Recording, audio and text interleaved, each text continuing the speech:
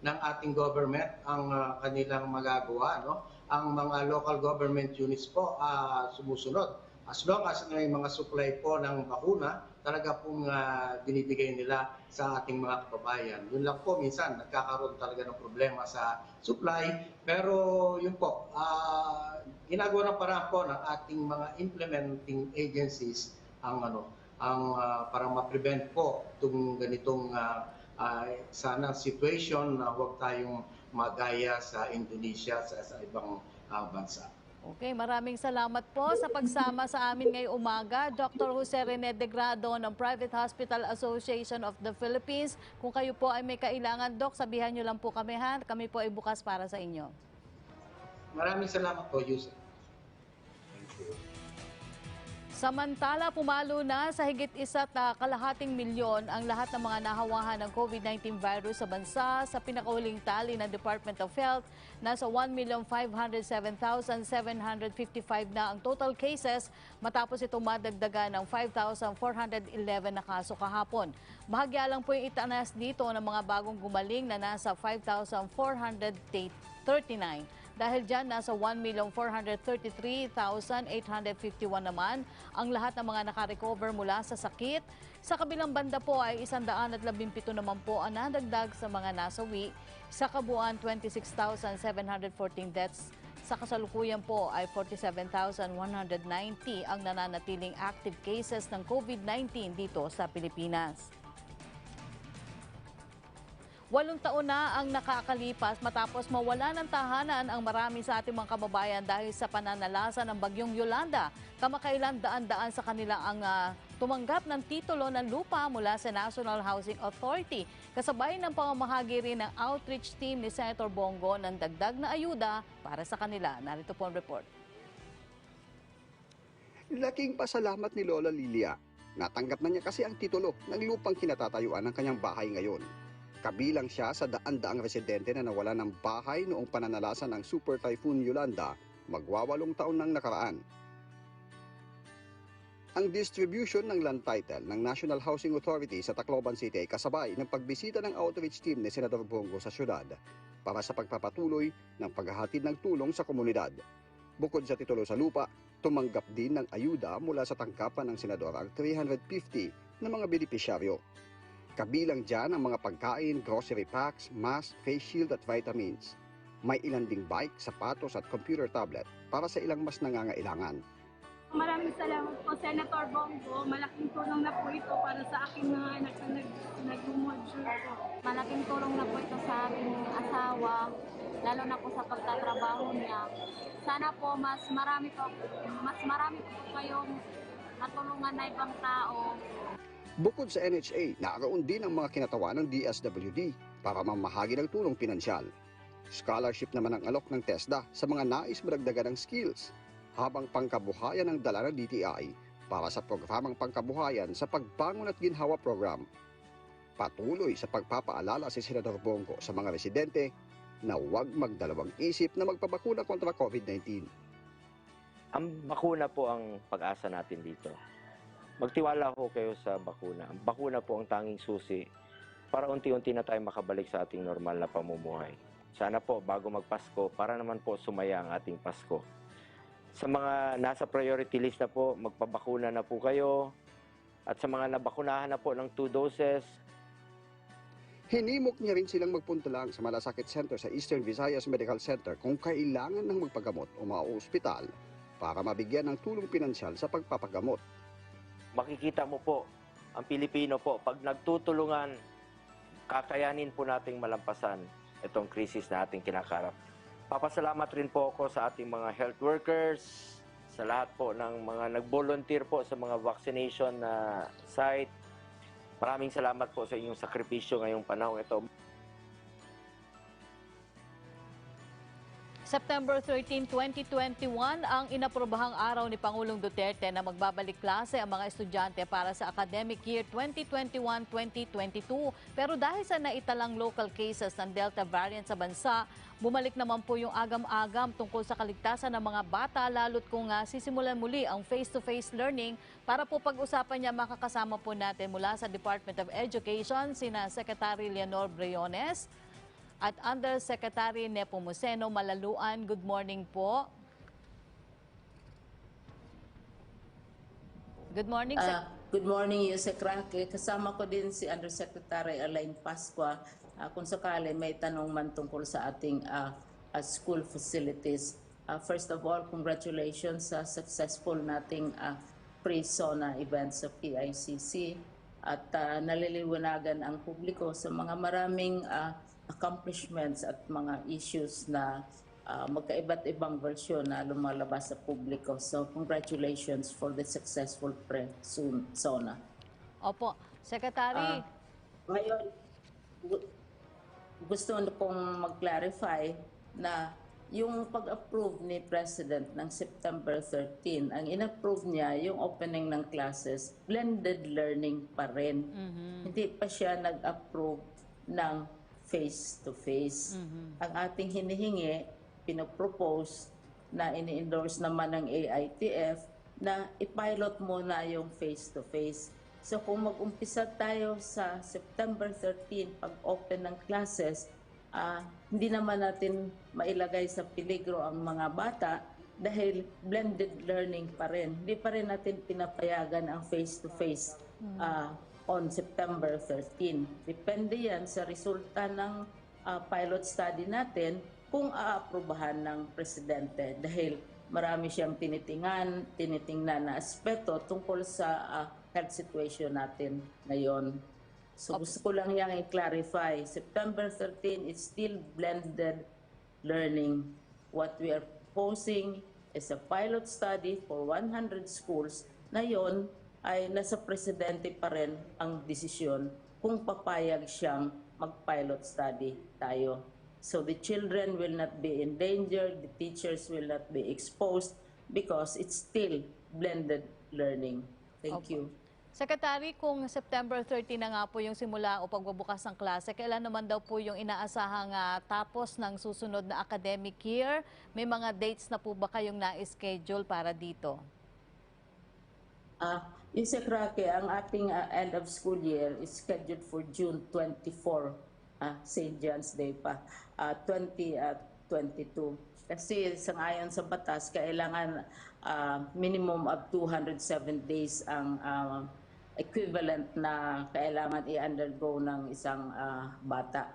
And then after that, magkaroon tayo ng yung tinatawag natin na mga interventions kasi mayroon naman mga bata na maybe hindi kasing satisfactory yung accomplishments. Mayroon namang mga bata na advanced na sila.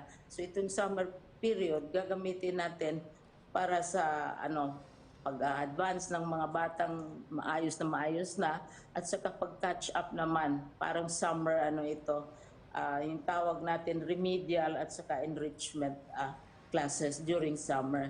Tapos balik na naman tayo sa September 13 kung hindi babaguhin ni Presidente kasi nasa kanya ang desisyon kung kailan talaga officially magbukas. As of now, it is September 13. Yun ang pinili niya na date sa tatlong dates na sinasuggest namin. At ito ay magtapos sa June 24.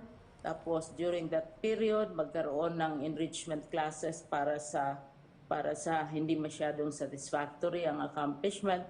Mayroon ding advancement classes para sa maayos na pag-a-assess ng kanilang performance. And then, back na naman to September if the President allows. Pero lahat ito, Yusek Raque, I want to emphasize, it's still blended. The President has not approved or given the go signal for the pilot studies. Itong pilot study naman, Yusek Raque, ang suggest namin,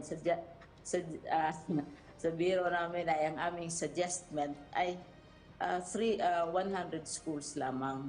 Subukan natin, tingnan natin kung makayanan natin ang limited face-to-face. So hindi pa mag-face-to-face on September 13. I want to make that very, very clear. It's still blended. Opo. Dahil ang Presidente Opo. Secretary, may tanong po si Kenneth, pasyente pa rin ng PTV, kung sino po ang pwedeng sumagot. Paano po pinaghahandaan ng DepEd yung pagbubukas ng klase sa Setyembre? Nandito si Yusek Nepo. Si Yusek Nepo, siya ang ating Chief of Staff, siya ang nag-oversee nito lahat. Nandito din sana, ay hindi lang makapasok si Yusek Dads ng curriculum group. Pero sobra isang taon na natin itong pinaghandaan. Mula nung pag-open natin last October, siyempre, pinaghahandaan naman natin ang school year ngayon. Nga lang, maraming bagay na wala sa control natin. Maalaala natin, Rocky, na in-approve na sana ni President ang pilot study January pa, at saka ang gabinete full support. Yun nga lang, lumabas naman si UK variant. So, sinuspend muna ni Presidente. And ang commitment ng ng ating vaccination team, yung ating anti-COVID team headed by Secretary Galvez, ang sabi naman niya, hahabulin nila na by August kung mas maraming bata na ang mabakunahan. But in the meantime, it's still blended dahil wala pang sinabi ang Presidente kung mag-face-to-face. Opo. Pilot lang yung hinihingi namin. At, tanong pa rin po ni Kenneth Pasyente kung sakali pong magbabalik ang face-to-face learning, 20 hanggang 30 students lang per classroom ang papayagan. Tama po ba ito? At ganito pa rin daw po ba yung ipapatupad kung sakali po? Depende kasi yan sa nandito si Yusek Alain, pwede siyang sumagot niyan. Depende sa level. Kung halimbawa kindergarten, mas maliit ang number of students relative, for example, to senior high school. Ang importante yung social distancing, importante yung pag-wear ng mask, ang importante na mayroong washing facilities, may tubig, may supply ng gamot. Yan lahat. Hindi basta-basta na magbukas kami automatically ng eskwelahan for face-to-face na sabihin natin kasama sa 100 schools. Kailangan handa din yung facilities ng DepEd. Pangalawa, papayag dapat ang local government. Pangatlo, papayag din ang parents. Kailangan may written consent ang parents. Pang-apat, yung mga nagsiserve, mga canteen, mga supplies, etc.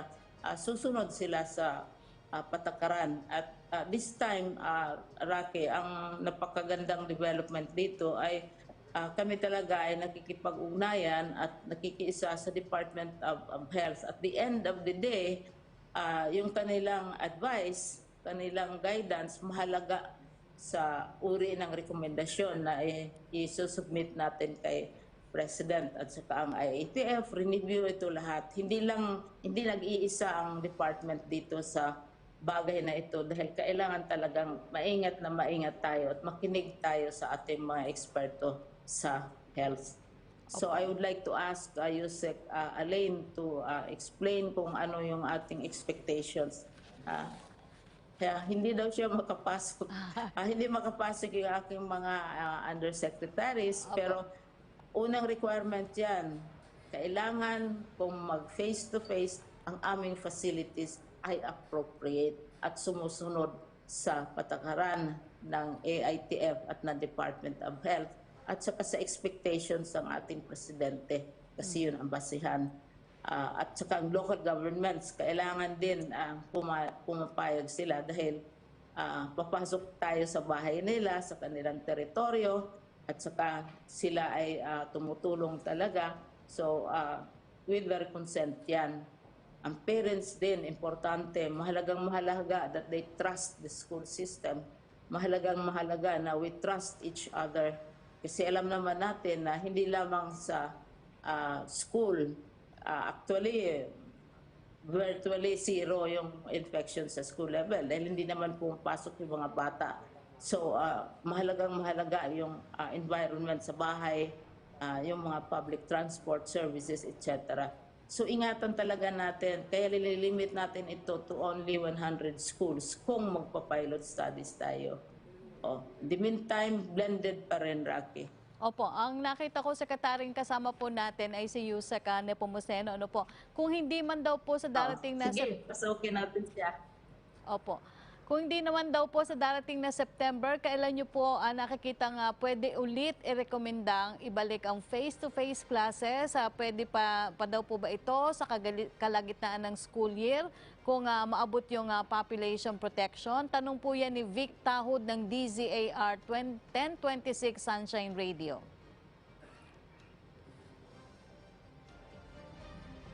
Si Yusek na po. Yusek na po mo Pwedeng maka-contribute. Yusek na po, nakakapasok ka na ba? Yusek na po mo can you hear? Nakita natin kasama. Ayan. Yan. Opo. Magandang umaga, Yusek Rocky and Sec Martin and Secretary Briones. Ito pong ginagawa ng Department of Education ay in anticipation sa panahon na papayagan ng Pangulo yung pilot at saka kung ma-expand man yan. Pero hindi dahil wala pang approval ang Pangulo ay tumitigil ang Department of Education sa paghahanda to the eventuality of face-to-face classes. At kasama nga po namin ngayon na pagkasunduan na ang guidelines dyan ay jointly ay i-develop at i-issue ng Department of Education kasama ang Department of Health. At nagkaroon na nga po ng pangunang pag-share sa IATF noong isang araw ang DOH at saka ng DepEd nitong mga guidelines na ito na very, very stringent para maisiguro yung proteksyon ng mga mag-aaral natin at saka yung kahandaan ng mga paaralan. Ito po ay pinagsama na mga education objectives at saka public health standards at yan ay madaming aspeto mula sa engineering controls at administrative controls kasama yung social distancing na nabanggit na ni Secretary. At limited lamang ito, parang kasama pa rin ito, blended pa rin ng distance learning until such time na talagang ligtas na makalabas ang ating mga bata. Pero ang kadahilanan din kaya pinaghahandaan ito ay alam natin na yung pag-combine ng face-to-face classes dito sa distance learning ay mahalaga para ma-address yung mga challenges at limitations ng pure distance learning. Malaki po yung maitutulong kung magkakaroon ng pagkakataon yung mga guro na magkaroon ng pagkakataon na makita uli yung kanilang mga mag-aral at magbigay ng supplemental na pagtuturo sa mga bata directly kasama sa assessment ng mga bata, yung remedial measures, yung pagtatasa ng kanilang learning progress, yung mga nahihirapan talaga sa tahanan, kakulangan ng kagamitan at saka ng facility for distance learning, yung mga bata na walang gumagabay sa tahanan, yun po yung tutok nito. But as mentioned by the Secretary,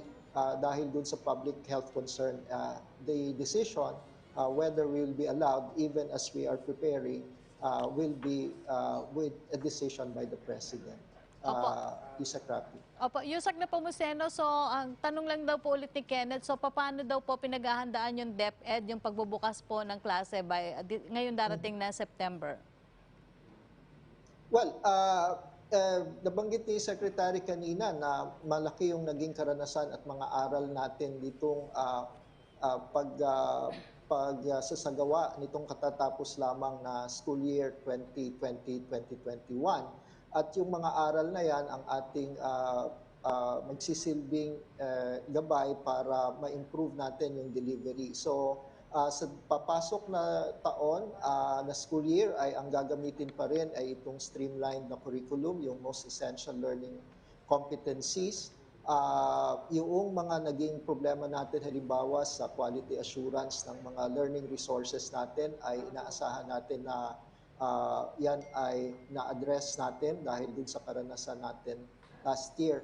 Itong ating pagdepende sa printed learning ay gusto nating mabawasan at the Department of Education.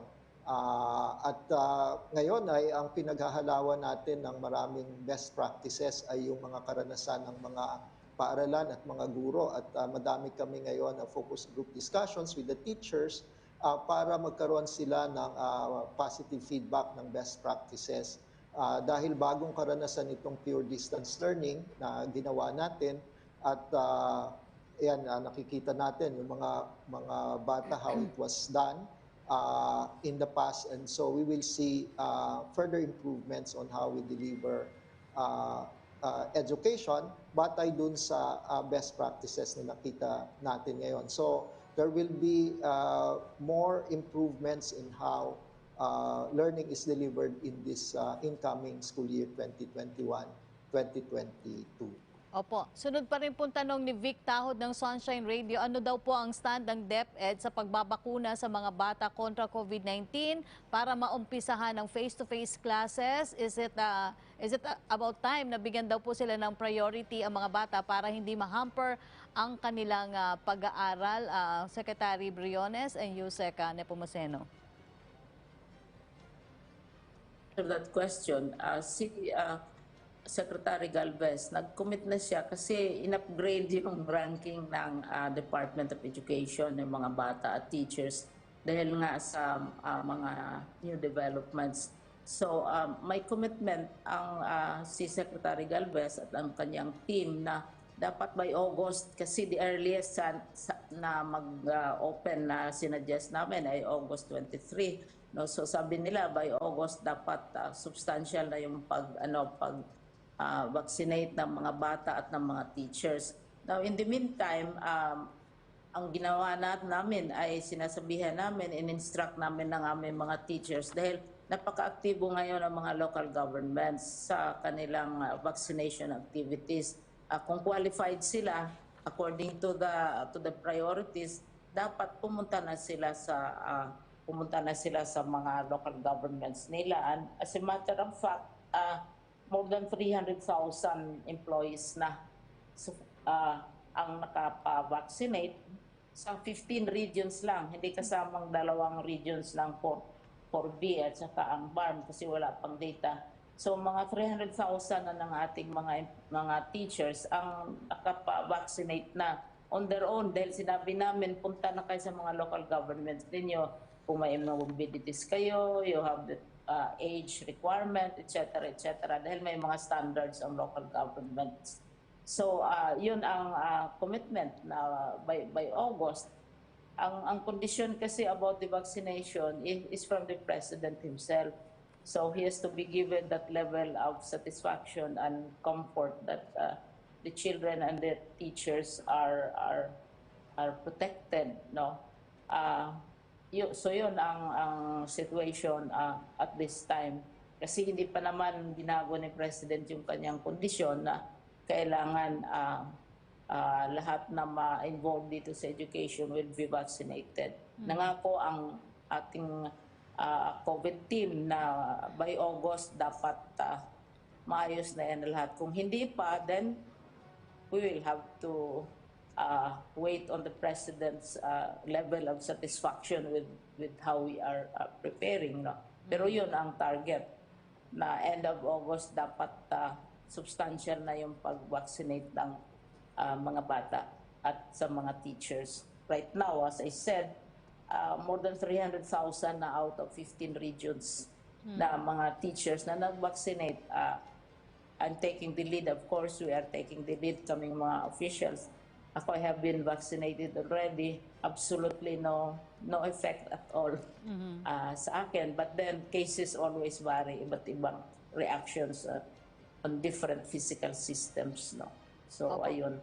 Opo. Secretary, makakasama na rin po natin si Undersecretary Alaina Pascua. Yusek Alain, good morning po. Unahin ko na lang po yung tanong ni Ina Hernando ng Manila Bulletin. How many schools are currently being used as COVID-19 isolation and vaccination areas? Kung sino po ang pwedeng sumagot, Secretary? Hello, ma'am. Di pa natin na wato tayo kung ilang mga eskwela na Opo. areas o kaya Yusek na po po yung activities, no? Inaayos pa namin yan Uli, baka within the day makakuha kami ng exact number ngayon. Ang ginawa lang natin ngayon ay nag-issue tayo ng memorandum na sinasabihan natin ang ating mga superintendents at mga regional directors na yung mga eskwelahan na may mga infrastructure projects katulad ng repair of classrooms, katulad ng pagtatayo ng new classrooms, ay binigyan natin sila na hindi na sana gagamitin ng mga eskwelahan ito. Binigyan natin sa instruction na hindi na dapat gamitin yung mga eskwelahan nito para sa COVID-related activities. Kasi nga, magtatayo na tayo ng mga proyekto. At yan ay kinakailangan natin isagawa bago mag-lapse yung ating pondo within the year. Pero kung yung paaralan naman ay malaki yung space at pwede naman i-segregate lang yung infrastructure area, yung construction area, then pwede papayagan pa rin natin. Yan yung inilabas natin ngayon na guidelines sa ating mga principals, sa ating mga superintendent, at sa ating mga regional directors. Opo, ang second question niya, initial assessment on the implementation of distance learning. Kung sino po ang pwedeng sumagot, Secretary Briones, Yusek Nepomuceno, and Yusek Alain. Yung question po ni Ina Hernando ng Manila Bulletin. Yeah. Siguro I can start off and the other undersecretaries can also contribute. As I said, we developed a system which demands perfection from the public, very immediate reactions, etc. In a very imperfect situation, where the factors for planning, for adjusting, cannot be predicted, as in the case of the UK variant and now the Delta variant, and hopefully, prayerfully, wala ng mga bagong variants na dumating. So it's a very imperfect situation, so kailangan talagang we have to react as quickly as we can. So we are not saying that we came out with a perfect answer to an imperfect situation and perfect expectations from the public who want perfection from us. So that's that has to be given emphasis. Now, anong assessment natin? Mixed ang results, no? First day pa lang ng pag-open ng classes natin sa blended learning, we realized that face-to-face, limited as it is, has major contributions to the learning process of the child. Nakikita naman talaga natin because face-to-face is part of the blending of the learning. Last night, I talked to a child who is a Filipino child who is studying in Singapore. Tinanong ko how many days. Sabi niya, high school siya, ang sabi niya, 1 day, 2 days, at saka hindi full day, depende yan sa hindi talaga na the whole day ang bata nasa school, nag-face to face. It's still blended in many schools na aming ina-observe at tinatanong sa halimbawa sa Southeast Asia. Hindi full na face to face. So yun din ang mangyayari. Now, the assessment, the result of course is mixed because our blended learning is not complete. And we would be the first also to recognize that because the element of face-to-face is not there. But it does not mean na 24 hours face-to-face ang bata. Yung sa kanila, halimbawa in Singapore, pag sasabihin na 1 day or 1/2 day ang bata doon, they're strictly observed and monitored. They're not allowed to be going around within the school premises. Na pagkatapos ng session nila ng face-to-face, they are instructed to go home immediately. So culture plays an important part in the success of such an arrangement, no? And so hindi complete ang ating assessment. The biggest challenge, and I have said this in many interviews, is the challenge of assessment, Yusek Rake. How do you assess if a child has learned or has complied with all our requirements? sa dating paraan, magbigay ka ng exam, mag-submit ng written report, etc., etc., may homework, may project, yung bata, and they're graded accordingly.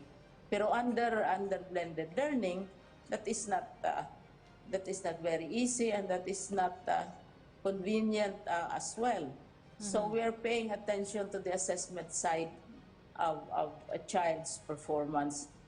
But at the same time, this summer, after the close of the academic school year, we're going to have enhancement sessions for those we think need more help, or because there are also parents who also need help.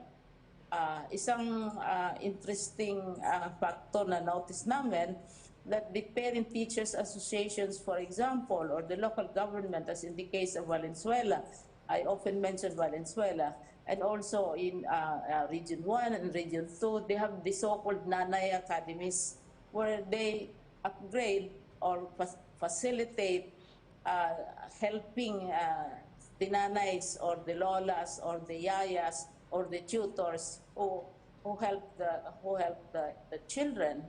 I know certain institutions who provide schooling for the yayas because they also recognize the fact that yayas tutor the children if the parents are not available. So itong mga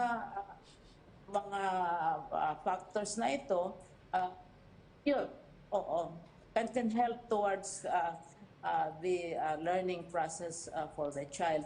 Pero as I said, it's not perfect, and we have learned so much from this first experience. Opo. We have never done it before. Opo. This Department of Education has done many things which has never been done before. And so we report, we seek advice, and we are given feedback. We take it very seriously. Kasi learning process natin, hindi lang sa DepEd, but for everybody as well. And Opo. kung maghahanap tayo ng area na challenging, for me, it's the assessment side, aside from many other factors which have come out because they were not predicted. Opo. Okay. Siguro si Secretary Briones, panghuli na lamang po, tanong po ni Celerina Monte ng Manila Shimbun, ilang mga bata po ba ang target na ma-vaccinate at anong mga edad nila by end of August? At yung daw pong binanggit yung 300,000 na na-vaccinate na sa education center, out of how many po ang target po ba? Well, if you go by the expectations of the President, he expects all those who are involved in the education process to be vaccinated, and we encourage. And of course, we are also aware that the constitutional rights of our citizens are being claimed by them. That it is a voluntary act on their part. Kaya what we try to do is to convince them. Narinig naman ninyo mga sinasabi ng mga hospitals, mga doctors, the various departments na ini-encourage pero hindi sinasabing mandatory yan, because right now it is the policy is that it has to be voluntary. So we have that kind of campaign as well. Opo. Opo. Si Secretary Galvez, hopefully, makover on their own voluntarily ng mga teachers at saka yung mga bata. Saka the parents also, malaki ang papel ng parents. Opo. And the local governments as well. Opo. Because this is the subject of so much debate, public debate in social media. Okay. Secretary We are Briones. all hoping na sila lahat Opo. magpa-vaccinate. Opo. So that the children will not be harmed, or they themselves will not be harmed. Opo. Secretary Briones, kami po ay nagpapasalamat sa inyong panahon. Kasama na rin po si Yusek Nepomuceno Malaluan, Undersecretary Alain Pascua, at maging si Yusek Diosdado San Antonio na nasa kabilang linya rin po, Secretary Leonor Briones, maraming salamat po. Mabuhay po kayo at ingat po kayo. Maraming salamat sa tulong. Maraming salamat sa tulong sa pag-inform ng publiko kung ano ang nangyayari sa edukasyon. Maraming salamat. Salamat po. Samantala, puntahan naman natin ang nakalap na balita ng Philippine Broadcasting Service. Ihahatid yan ni John Mogol mula sa PBS Radyo Pilipinas. Magandang araw, Yusek Rocky, sa ating mga balita. Dito sa Luzon, tumaas ang acceptance rate sa COVID-19 vaccine sa Region 2. Ang ibang detalye hatid ni Dina Villacampa ng RP Tugigaraw. COVID Radio. Hashtag Laging Handa Radyo Pilipinas Special Coverage.